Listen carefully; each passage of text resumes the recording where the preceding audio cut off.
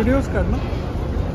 नमस्कार मंडळी, आता आम्ही आलोय मुंबईला आणि कॉर्डेलिया क्रूज आहे, मोठीची मोठी एकदम.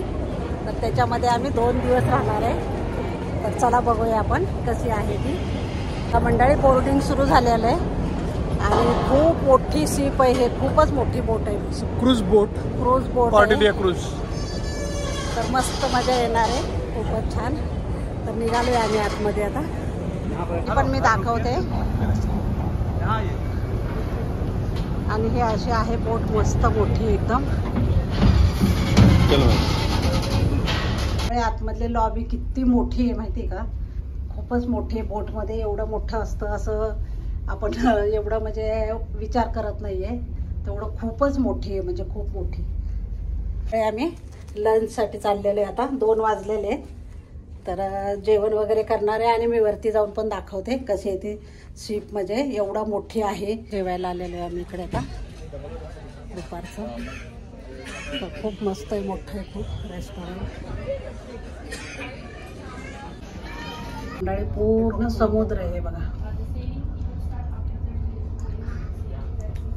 आतूनच आहे. बोटीतून मी दाखवते तुम्हाला.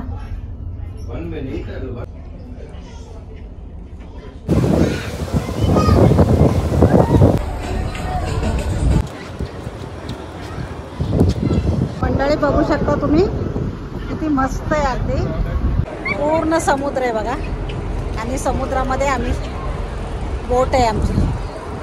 तर खूपच भारी वाटते, मस्त वाटतं एकदम. साहेब पण आले तिकडनं. तर पाऊस यायला लागलाय, बारीक पाऊस येतोय मस्त.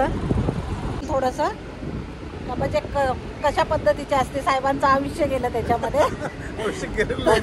आयुष्य गेलेलं नाही म्हणजे रिटायर त्याच्यातनंच झालेले.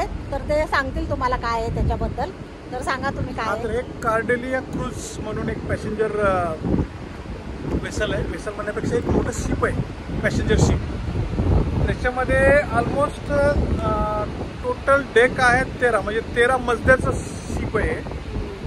आणि ऑलमोस्ट 1000 पॅसेंजर्स एका वेळेस प्रवास करू शकतील, एवढी कपॅसिटी आहे. आणि ह्याचा एरिया जर तुम्ही कॅल्क्युलेट केला बघितला तर बघा, ऑलमोस्ट 1 एकर, 1 एकरच्या पेक्षा जास्त असा एरिया आहे याच्यामध्ये. आणि हे मुंबई पोर्ट ट्रस्टच्या हद्दीमध्ये हे शिप लागतं. आणि इथून ते श्रीलंका, अंदमान निकोबार, गोवा अशा विविध ठिकाणी ह्या फेरी सर्व्हिसेस असतात. आणि ॲक्च्युली हे एक जॉय राईड म्हणण्यापेक्षा एक लेजर ॲक्टिव्हिटीसाठी एक सर्वात बेस्ट अशी ॲक्टिव्हिटी हे मुंबई पोर्ट ट्रस्टच्या वतीनं ही जनरेट केली गेलेली आहे. आणि तो म्हणजे ह्याच्यापूर्वी नव्हतं ते, आता या 2-3 वर्षामध्ये त्याची सुरुवात झालेली आहे.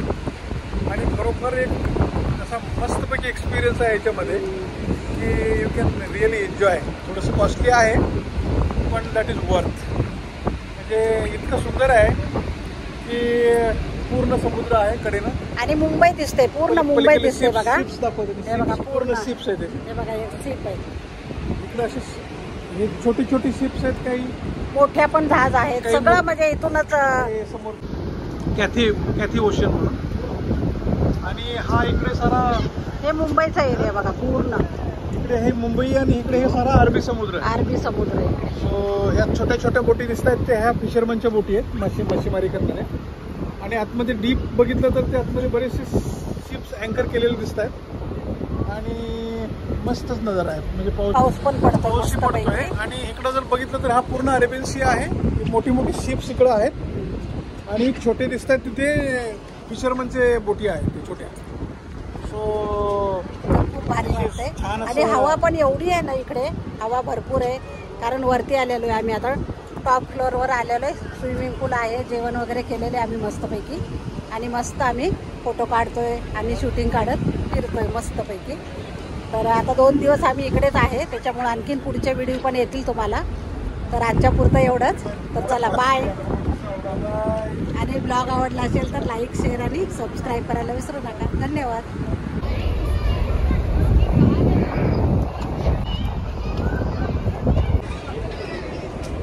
त्यासाठी बुकिंग केलं होतं.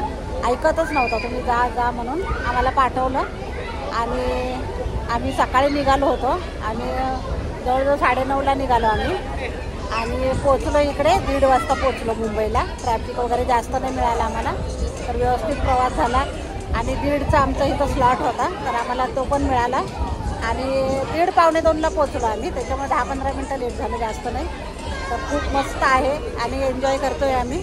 तुम्ही पण एन्जॉय करा आणि पुढचे ब्लॉग पण येतील तुम्हाला, तर तुम्ही बघत राहा. धन्यवाद.